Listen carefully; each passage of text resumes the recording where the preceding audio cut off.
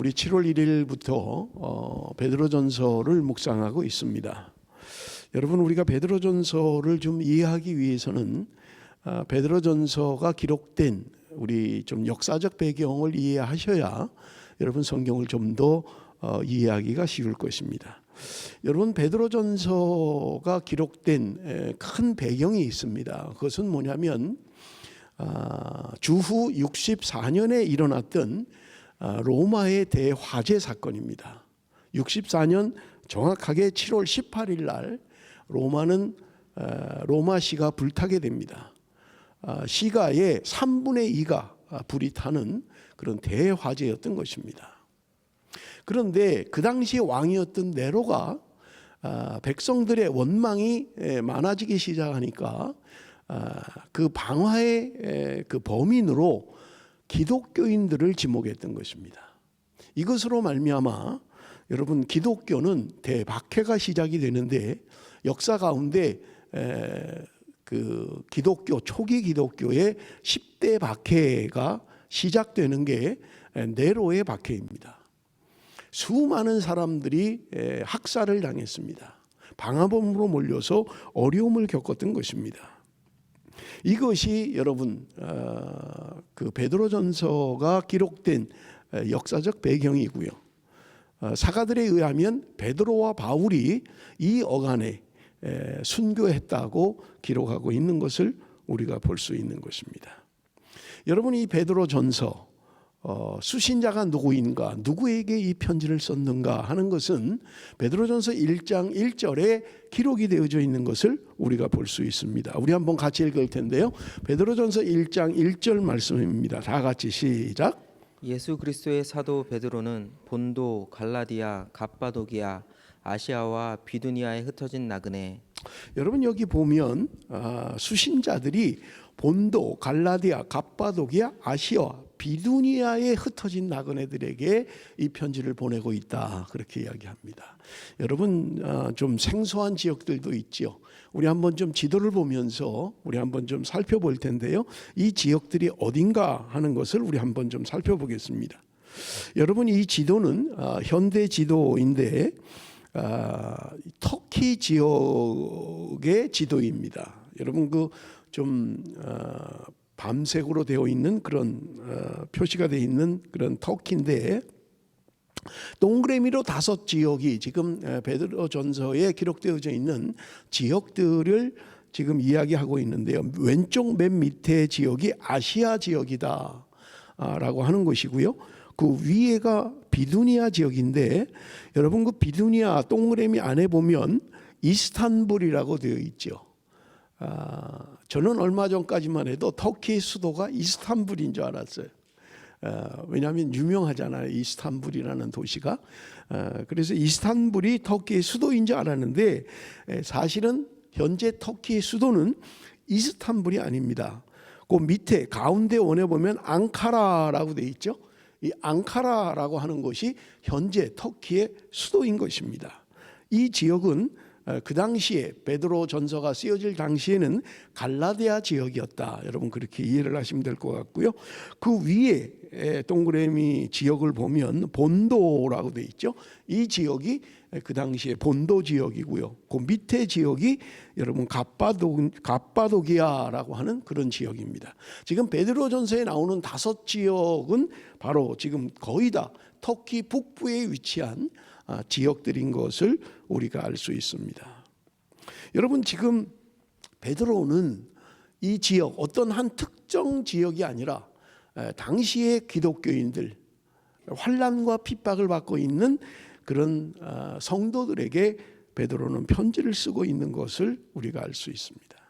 여러분, 베드로전서의 특징이 뭐냐면 베드로전서는 5장으로 되어 있죠. 아주 짧은 그런 성경인데, 이 짧은 성경 안에 고난이라고 하는 단어가 동사로 12번 사용됐고요, 명사로 4번이 사용이 됐습니다. 그러니까 5장밖에 안 되는 짧은 성경 안에 고난이라는 말이 16번 사용됐다는 거예요.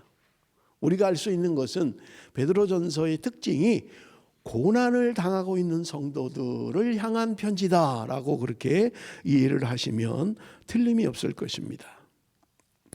여러분, 저는 이 말씀을 준비하면서 그런 생각을 해보았습니다. 여러분, 이 베드로전서의 특징이 뭐냐면 대부분 다른 성경에 나오는 고난이라고 하는 단어는 죄와 연관이 되어 있습니다.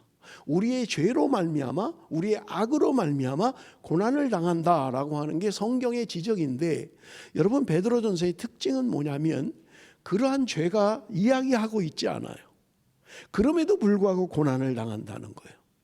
오늘 단지 그리스도인이라는 이름 때문에 고난을 당하고 있는 것을 이야기하고 있다는 말입니다.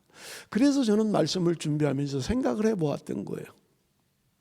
내가 만약 예수를 믿는 것 때문에 어떤 불이익을 당한다든지 어떤 손해를 감수해야 된다든지 어떤 고난과 위협이 나에게 있다면 나는 예수를 계속 믿을 것인가 라고 하는 것입니다. 내가 믿는 예수, 내가 고백하는 그 예수 그리스도, 그분을 믿는 믿음 때문에 내가 손해를 당하고 위협을 당하고 고난을 당한다면 나는 신앙을 계속 유지할 수 있을까라고 하는 것입니다. 우리가 간혹 선교지에서 신앙의 어려움을 겪는 것들을 우리는 많이 경험합니다. 지금도 우리가 함께 살고 있는 이 지구촌 어디에선가는 예수를 믿었다는 이유 때문에 가족에게 버림을 받고요, 때로는 죽음을 당하는 일들이 일어나고 있는 것입니다. 그런데 그것이 남의 일이 아니라 오늘 나에게 일어나는 일이라면 여러분, 내가 믿는 신앙, 내가 가지고 있는 신앙은 얼마나 빛을 발하겠느냐 하는 거예요. 여러분, 오늘 우리가 읽은 베드로전서는 여기에 대한 대답을 베드로가 하고 있는 것입니다. 이유 없어요. 단지 예수 믿는 게 원인입니다. 그리스도인이라는 게 고난의 이유예요.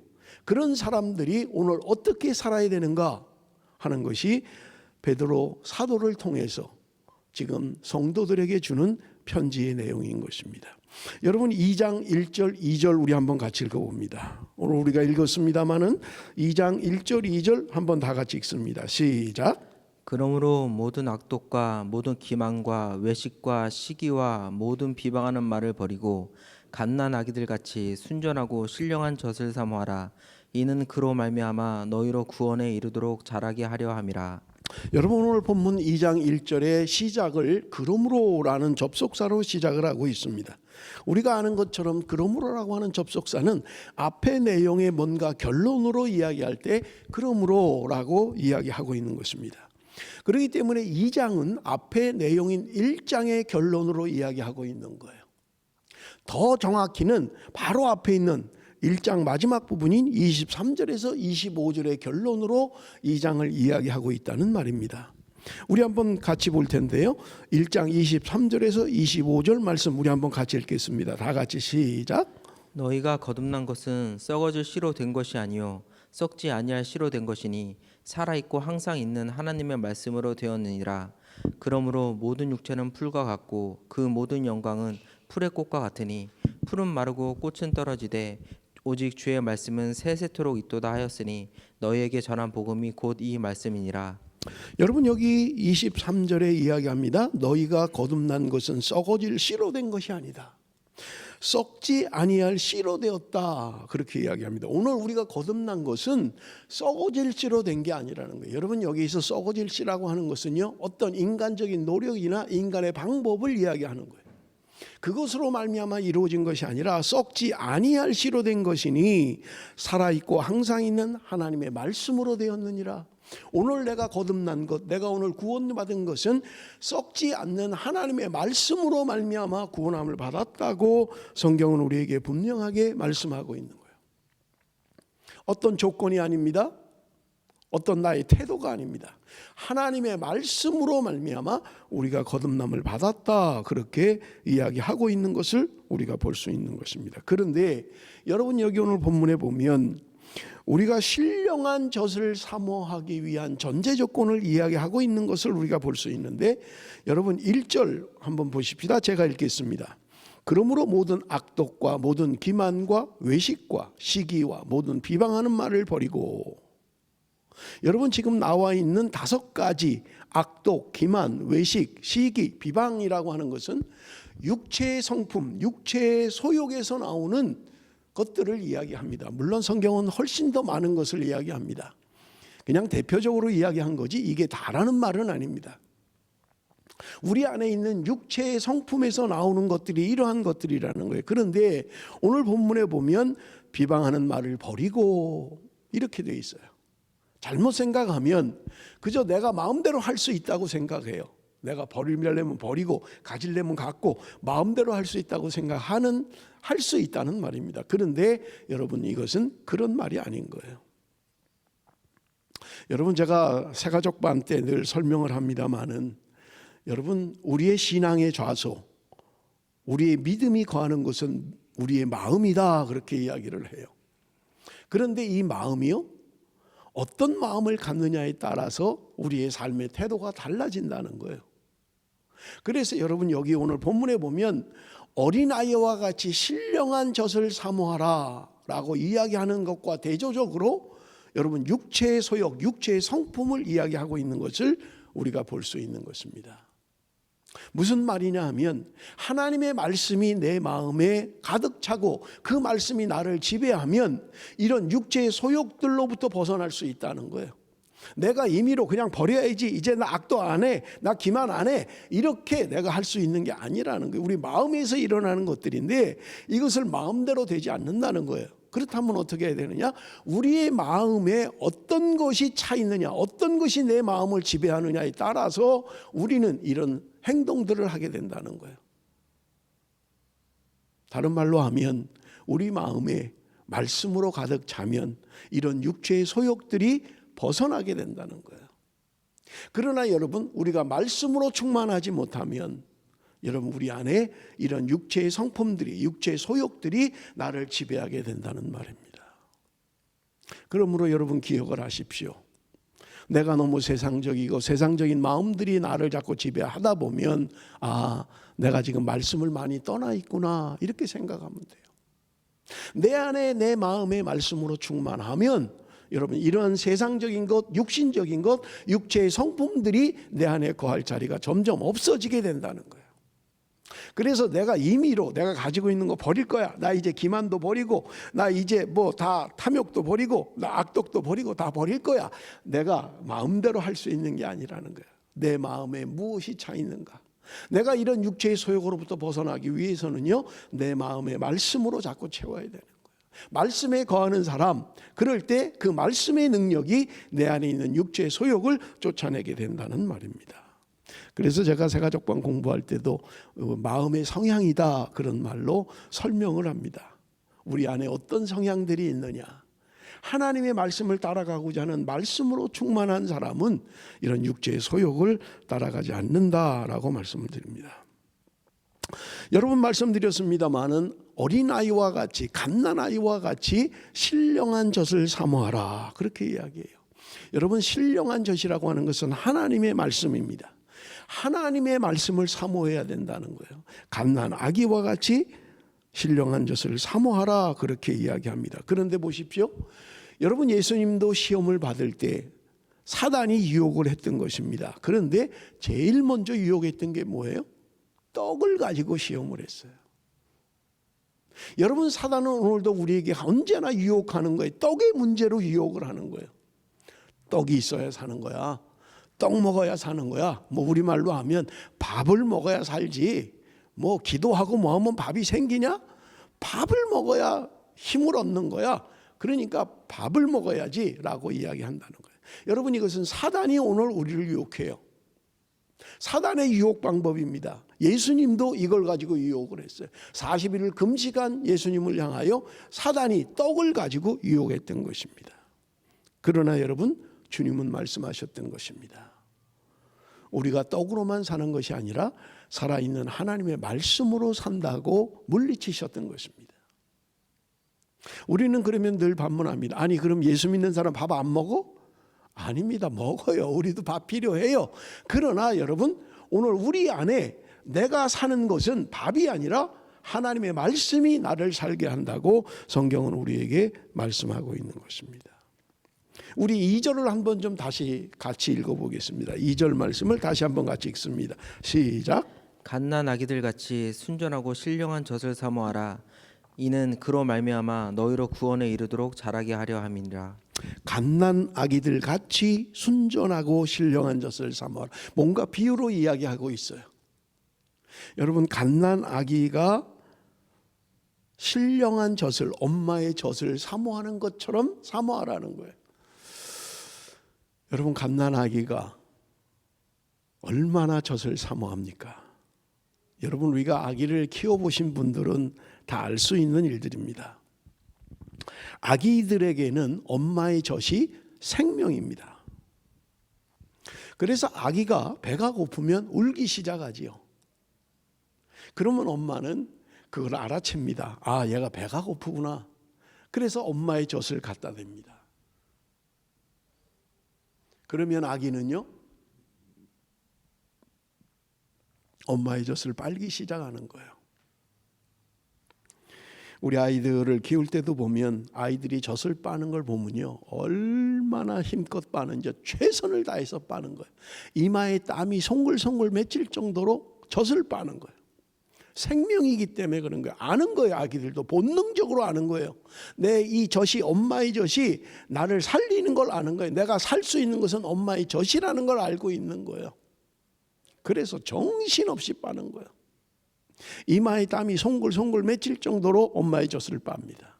그러고 나면요, 배가 차면 아이는 잠이 들어버리는 거예요. 왜요? 최선을 다해서 빨았기 때문에 그런 거예요. 그래서 우리 말을 할 때 그런 이야기를 하잖아요. 젖 먹든 힘을 다한다. 젖 먹든 힘을 다한다.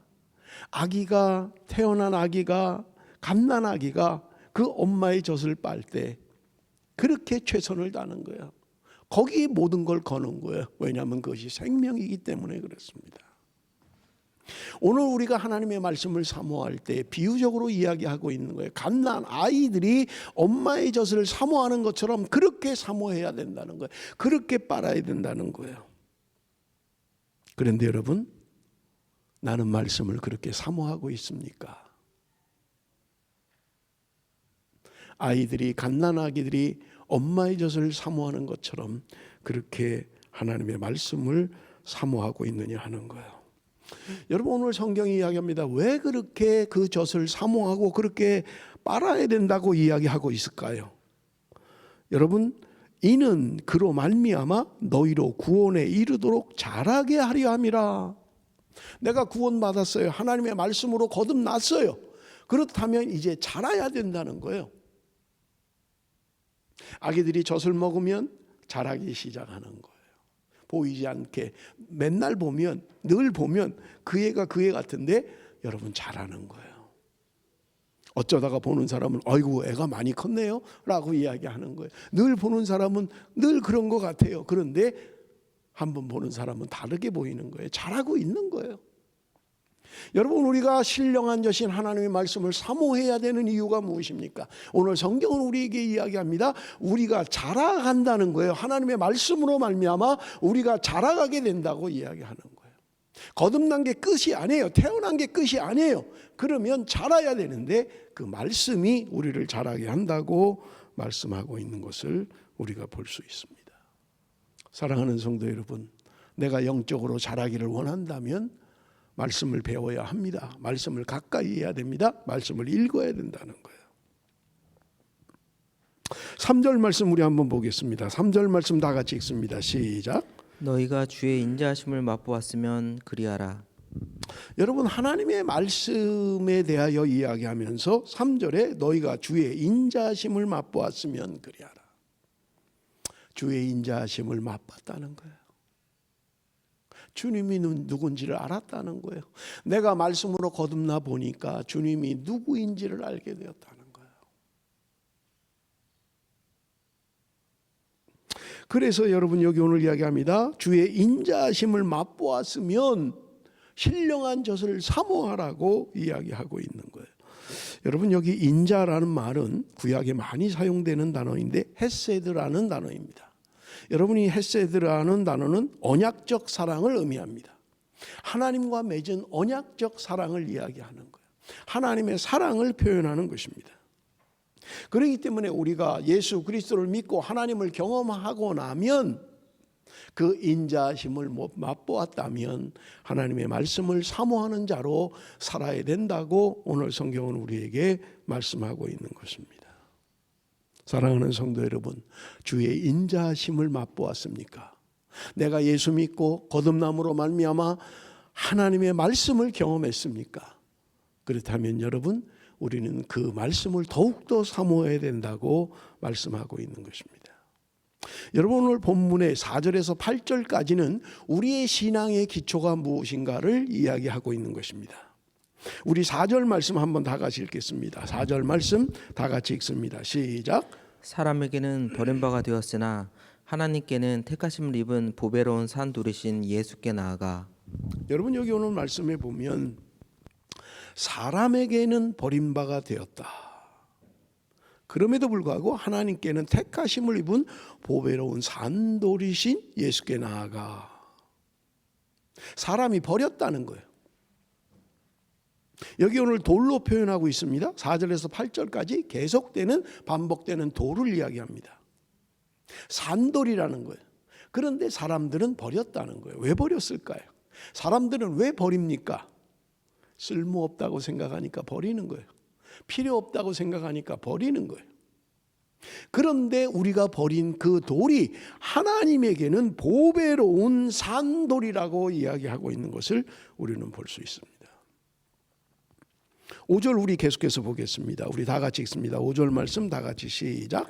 너희도 산돌같이 신령한 집으로 세워지고 예수 그리스도로 말미암아 하나님이 기쁘게 받으실 신령한 제사를 드릴 거룩한 제사장이 될지니라. 여러분, 여기 놀라운 말씀이 있습니다. 너희도 산돌같이. 4절에서는 예수 그리스도가 산돌이라고 표현했습니다. 그런데 5절에 보니까 너희도 산돌같이, 우리도 산돌이라는 거예요. 우리도 살아있는 돌이라는 거예요. 그래서 신령한 집으로 세워진다, 그렇게 말씀하고 있는 거예요. 오늘 우리가 신령한 집으로 세워져 가고 있다는 거예요. 주님이 산돌인 것처럼 오늘 저와 여러분도 산돌이라고 이야기하는 거예요. 그러면서 하시는 말씀이 뭐예요? 예수 그리스도로 말미암아 하나님이 기쁘게 받으실 신령한 제사를 드릴 거룩한 제사장이 될지니라. 뒤에 제가 다시 구체적으로 설명을 할 거기 때문에 자세하게 설명은 하지 않고 넘어가겠습니다. 하나님이 오늘 우리에게 신령한 제사를 드릴 거룩한 제사장이 되라고 말씀하고 있는 것입니다. 예배자, 그렇게 살아야 된다고 오늘 우리에게 말씀하고 있는 거예요. 6절을 제가 읽겠습니다. 성경에 기록되었으되 보라, 내가 택한 보배로운 모퉁이 돌을 시온에 두노니 그를 믿는 자는 부끄러움을 당하지 아니하리라 하였으니. 보라, 내가 택한 보배로운 모퉁이 돌을 시온에 두었다. 이 말은 이사야서 28장 16절에 기록되어져 있는 말씀입니다. 우리 한번 이사야서 28장 16절 말씀을 같이 읽겠습니다. 다 같이 시작. 그러므로 주 여호와께서 이같이 이르시되 보라, 내가 한 돌을 시온에 두어 기초를 삼았노니 곧 시험한 돌이요 귀하고 견고한 기초돌이라. 그것을 믿는 이는 다급하게 되지 아니하리로다. 여러분, 이사야 선지자의 예언의 말씀이었던 것입니다. 시온에 한 돌을 두었다는 거예요. 그것으로 기초를 삼았다고 말씀합니다. 그런데 이 돌은 시험한 돌이요 귀하고 견고한 기초돌이다. 그래서 제가 말씀을 드릴 때 우리의 신앙의 기초, 그것은 바로 예수 그리스도, 산돌이신 예수 그리스도가 우리의 신앙의 기초라는 말이에요. 그런데 사람들은 그 돌을 버렸다는 거예요. 우리 7절 8절 말씀 읽어봅니다. 7절 8절 말씀 다 같이 읽습니다. 시작. 그러므로 믿는 너희에게는 보배이나 믿지 아니하는 자에게는 건축자들이 버린 그 돌이 모퉁이의 머릿돌이 되고 또한 부딪히는 돌과 걸려 넘어지게 하는 바위가 되었다 하였느니라. 그들의 말씀을 순종하지 아니하므로 넘어지나니 이는 그들을 이렇게 정하신 것이라. 그러므로 믿는 너희에게는 보배이나. 사람들이 버렸어요. 필요 없다고 버렸어요. 쓸모 없다고 버렸어요. 그런데 믿는 자에게는 보배라는 거예요. 예수 그리스도가 세상 사람들은 버렸어요. 필요해요, 불필요해요, 거치는 돌일 뿐이에요, 걸림돌이에요. 그런데 믿는 자들에게는 보배라는 거예요.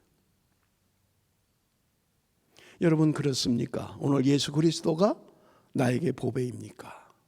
아니면 거치는 돌입니까? 예수는 나에게 걸림돌입니까?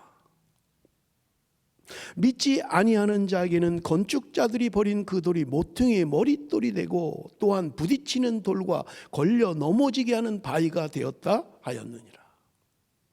누구에게는 보배인데 어떤 사람에게는 거치는 돌이에요. 걸려 넘어지게 하는 돌이라는 말입니다.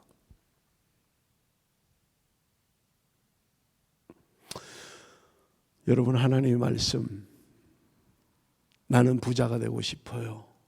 그런데 성경은 돈을 사랑함이 일만하게 뿌리라고 이야기합니다. 나는 행복해지고 싶어요. 그런데 성경은 애통하는 자가 되라고 말씀합니다. 나는 높은 지위를 갖기를 원해요. 그런데 성경은 종이 되어야 된다고 이야기하는 거예요. 나는 살고 싶은데 성경은 죽어야 된다고 이야기하는 거예요. 그러니 내가 원하는 대로 성경은 말하고 있지 않아요. 그래서 거치는 돌이라는 거예요.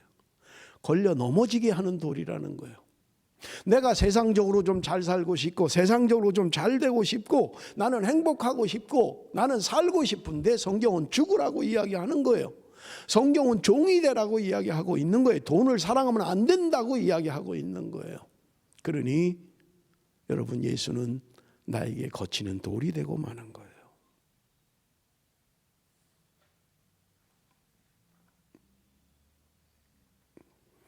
여러분, 에베소서 2장 20절에서 22절 말씀 우리 한번 같이 읽어봅니다. 다 같이 읽겠습니다. 시작. 너희는 사도들과 선지자들의 터 위에 세우심을 입은 자라. 그리스도 예수께서 친히 모퉁이 돌이 되셨느니라. 그의 안에서 건물마다 서로 연결하여 주 안에서 성전이 되어가고 너희도 성령 안에서 하나님이 거하실 처소가 되기 위하여 그리스도 예수 안에서 함께 지어져 가느니라. 아멘. 여러분, 얼마나 귀한 말씀입니까? 여러분, 오늘 베드로서에서 이야기합니다. 예수 그리스도가 산돌이라고 얘기했고요, 우리가 산돌이라는 게 5절에 이야기합니다. 너희도 산돌같이 신령한 집으로 세워지고. 여러분, 에베소서는 우리에게 구체적으로 이야기하고 있는 것을 볼 수 있어요. 그의 안에서 건물마다 서로 연결하여 주 안에서 성전이 되어가고 너희도 성령 안에서 하나님이 거하실 처소가 되기 위하여 그리스도 예수 안에서 함께 지어져 가느니라. 완성이 아니에요. 지어졌다. 너희들은 이미 그렇게 되었다라고 이야기하고 있지 않아요. 지금도 계속입니다. 우리는 지어져 가는 거예요. 그리스도와 함께 그리스도를 기초석으로 해서 모퉁이 돌이 되신 그리스도를 그 기초석으로 해서 우리가 성전으로 지어져 간다고 말씀하고 있는 거예요. 얼마나 아름다운 말입니까? 멈추어 서면 안 돼요. 구원받은 것으로 만족하면 안 된다는 거예요. 우리는 지어져 가는 거예요. 함께 하나님의 거룩한 성전으로 지어져 간다고 성경은 우리에게 말씀하고 있는 것을 볼 수 있는 것입니다. 사랑하는 성도 여러분, 날마다 우리의 삶이 하나님의 거룩한 집으로, 신령한 집으로 세워져 가는 그런 삶이 되시기를 바랍니다. 우리 9절 10절, 우리 마지막 절 우리 함께 같이 읽겠습니다. 9절 10절 말씀입니다. 다 같이 시작.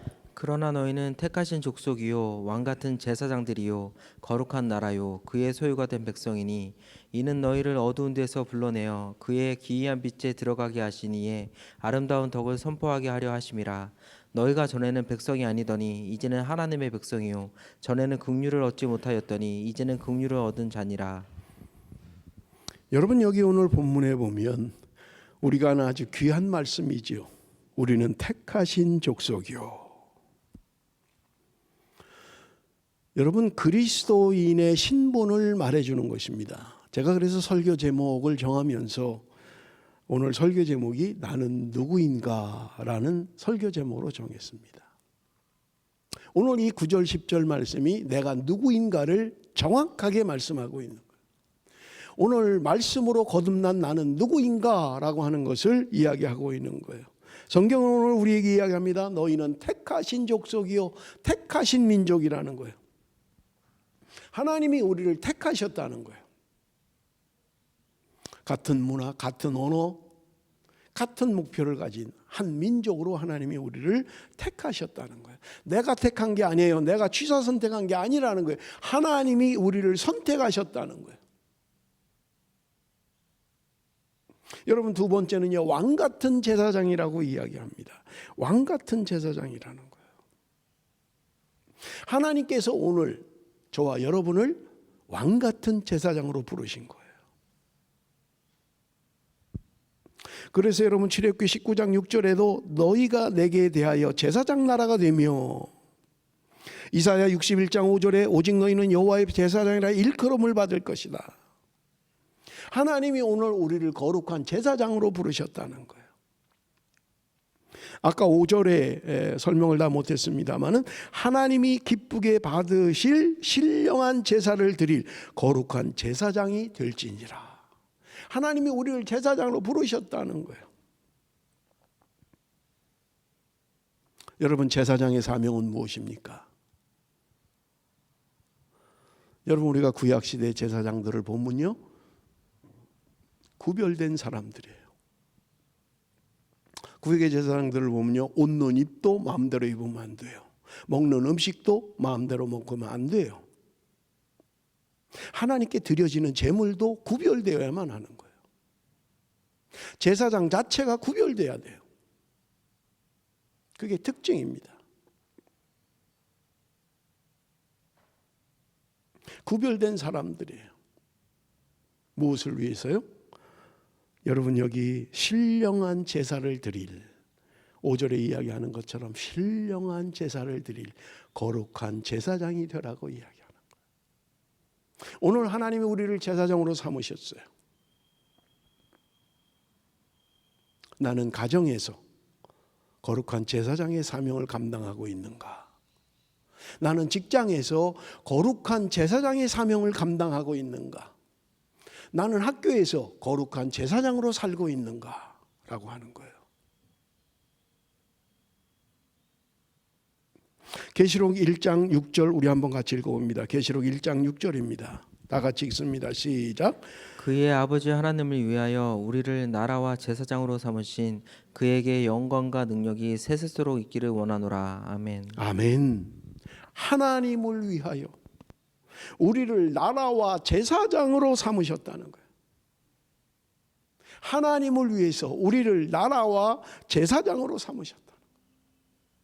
여러분, 제사장의 사명은 중보의 사명입니다. 하나님께로 인도하는 거예요. 이 어둠에 있는 예수 그리스도를 모르는 저들을 하나님께로 인도하는, 하나님으로 인도하는 중보의 사명이 제사장의 가장 귀한 사명인 것입니다.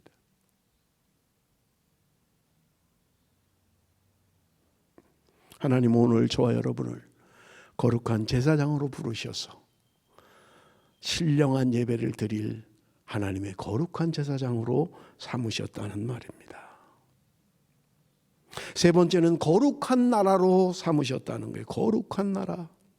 여러분, 거룩이라는 말은 제가 여러 번 말씀을 드렸습니다만, 거룩이라는 단어의 의미가 구별이라는 단어와 똑같습니다. 내가 거룩하니 너희도 거룩하라. 이미 우리가 베드로전서 1장 6절에 살폈잖아요. 거룩이라는 말은 뭐냐? 구별이에요.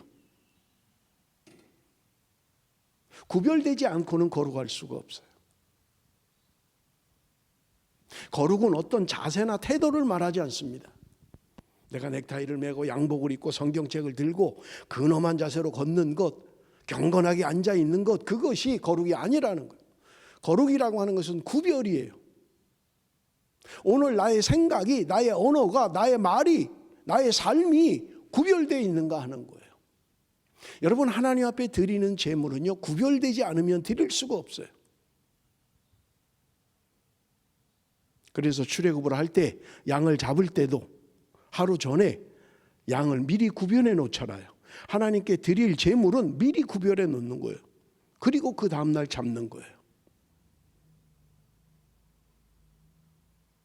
나는 하나님 앞에 구별된 삶을 살고 있는가? 이 험한 세상 살아가면서 나는 구별된 삶을 살고 있는가라고 하는 것을 우리는 물어야만 하는 것입니다. 지난주에 말씀드렸습니다마는 데살로니가전서 4장 3절에 하나님의 뜻은 이것이니 너희의 거룩함이라. 하나님이 오늘 우리를 향한 뜻이 뭐냐? 하나님이 우리를 향해서 너희들이 거룩하게 되는 게 내 뜻이다 라고 말씀하고 구별된 삶을 원하신다는 거예요.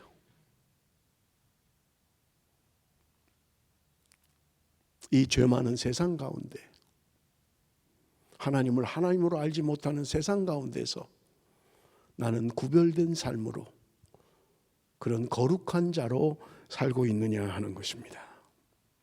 마지막으로 소유된 백성이라고 말씀합니다. 소유라고 하는 것은요, 내가 값을 주고 샀다는 거예요. 주님이 우리의 죄값을 치르고 나를 사셨다는 거예요. 이것이 바로 소유된 백성입니다.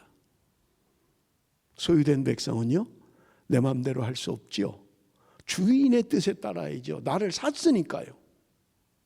주인이 너 좀 가서 이것 좀 해라 그랬는데, 아, 주인이요, 나 지금 피곤합니다. 내가 다음에 할게요.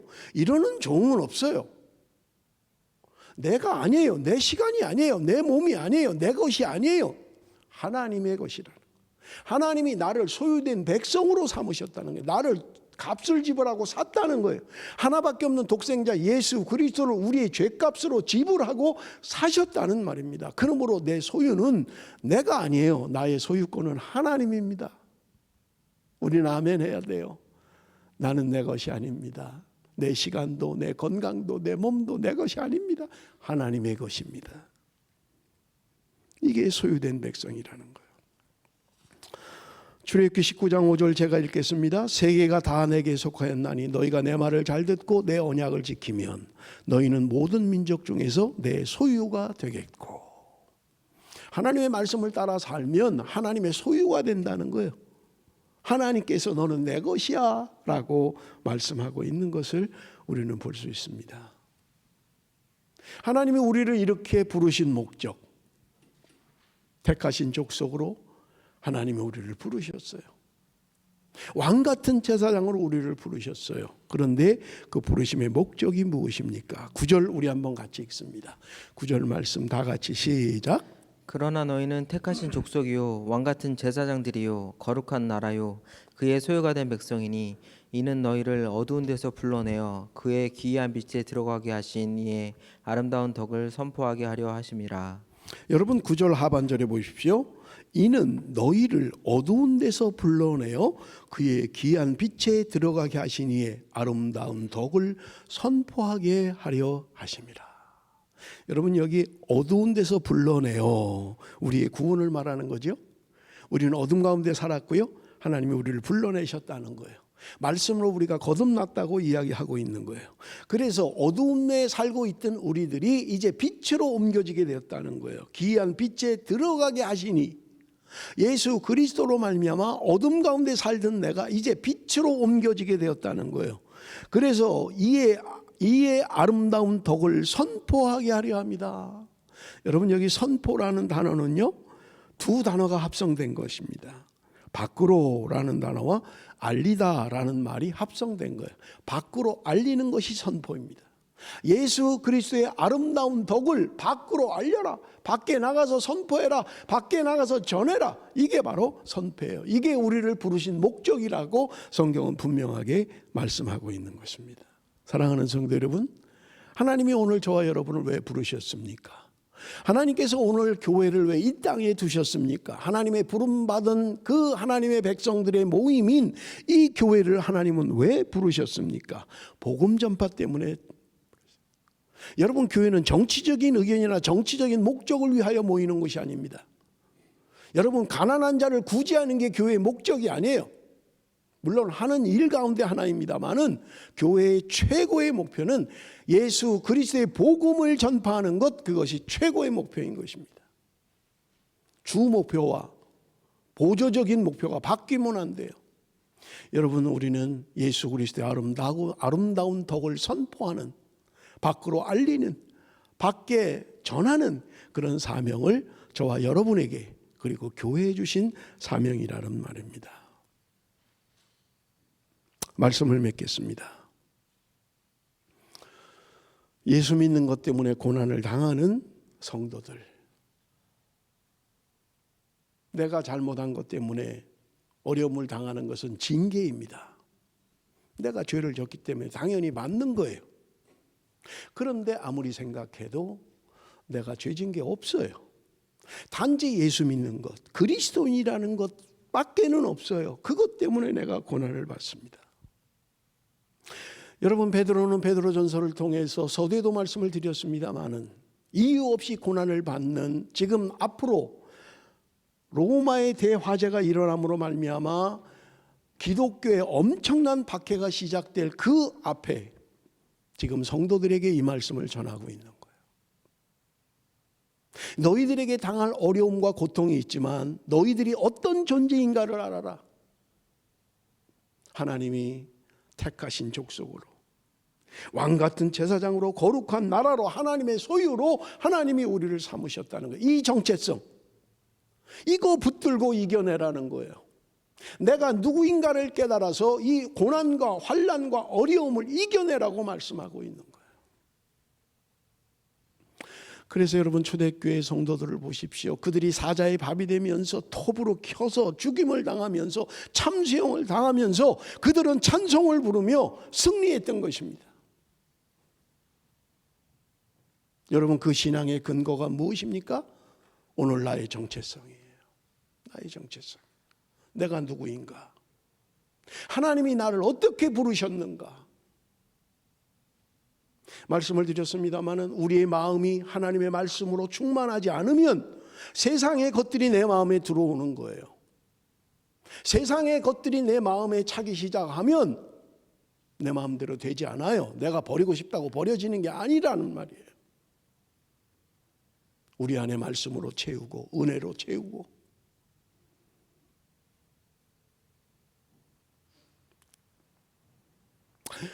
우리 오늘 찬양을 했습니다마는 찬양을 하는데 눈물이 왈칵 쏟아지는 거예요. 내게 가장 귀한 것, 내게 가장 귀한 것. 잊고 살았던 거예요. 내게 가장 귀한 것이 무엇인지, 내가 누구인지, 내가 어떻게 존재하는지 잊었던 거예요. 사랑하는 성도 여러분, 우리는 회복해야만 합니다. 그 은혜가 나를 살게 해야 돼요. 주의 인자하심이 나를 살게 해야 돼요. 주의 은혜로 사는 거예요. 내 힘으로, 내 능력으로 그렇게 사는 게 아니에요. 은혜를 사모하고 주의 은혜가 떠나지 않도록 우리는 그런 삶을 살아야만 하는 것입니다. 그렇게 고난을 당하고 어려움을 당했던 성도들, 여러분, 히브리서는 이야기합니다. 구름같이 둘러싼 허다한 증인들이 오늘 우리 앞에 있다는 거예요. 나만 이런 어려움을 겪고 있는 게 아니라는 거예요. 이미 수백 년, 수천 년 전부터 우리의 신앙의 선배들이 걸어왔던 길, 그리스도인이라는 이름 때문에 환난을 당하고 어려움을 당하고 핍박을 받고 불이익을 당했던 우리의 허다한 그 증인들이 우리를 지금 격려하고 위로하고 있다는 거예요. 나만 왜 이렇게 어려울까? 나만 왜 이렇게 힘든 삶을 살아야 될까? 아닙니다. 우리의 앞서간 신앙의 선배들도 똑같은 길을 걸어왔어요. 우리보다 더한 어려움을 겪었다는 거예요. 그래도 그들은 말씀을 붙들고 주님을 붙들고 떠나지 않았던 거예요. 승리하는 삶을 살았다는 것입니다. 사랑하는 성도 여러분, 그래서 히브리서는 이야기합니다. 믿음의 주요 온전케 하시는 예수를 바라보자. 주님을 바라보자는 거예요.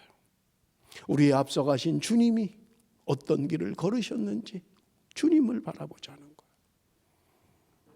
사랑하는 성도 여러분, 우리 베드로전서를 묵상하면서 힘들고 어려운 핍박과 박해와 학살의 어려움을 겪었던 그 성도들을 향하여 베드로 사도는 권면하고 위로하는 것입니다. 이겨내야 된다. 말씀을 붙들고 그 말씀으로 승리해야 된다라고 말씀하고 있는 것입니다. 사랑하는 성도 여러분, 세계적으로 어려움을 겪고 있습니다. 우리가 이길 것은 다른 것이 아닙니다. 하나님의 말씀으로, 하나님의 은혜로 이기는 거예요. 하나님의 사랑이 넉넉히 이겨간다고 우리에게 말씀하고 있는 거예요. 우리 회복합시다. 하나님의 은혜를 회복하고 우리의 마음이 하나님께로 향할 수 있도록 날마다 거룩한 제사장으로 신령한 제사를 드리는 하나님의 사람으로 살아가시는 저와 여러분이 되시기를 주님의 이름으로 축원합니다. 기도하겠습니다. 살아계신 아버지 하나님, 힘들고 어려운 시간들을 보내고 있습니다. 베드로 사도가 성도들에게 권면하는 것처럼 내가 누구인지를 알게 하여 주옵소서. 택하신 민족으로 왕같은 제사장으로 거룩한 나라와 소유된 백성으로 삼으신 그 하나님, 말씀으로 우리를 거듭나게 하시고 신령한 젖을 사모함으로 말씀 안에 거하게 하심을 감사합니다. 아버지 하나님, 흔들리지 않게 하여 주옵소서. 우리의 마음과 생각이 예수를 바라보게 하여 주옵소서. 주님만 바라보며 승리하는 삶을 살아갈 수 있도록 주께서 함께하여 주옵소서. 예수님의 이름으로 기도드리옵나이다. 아멘.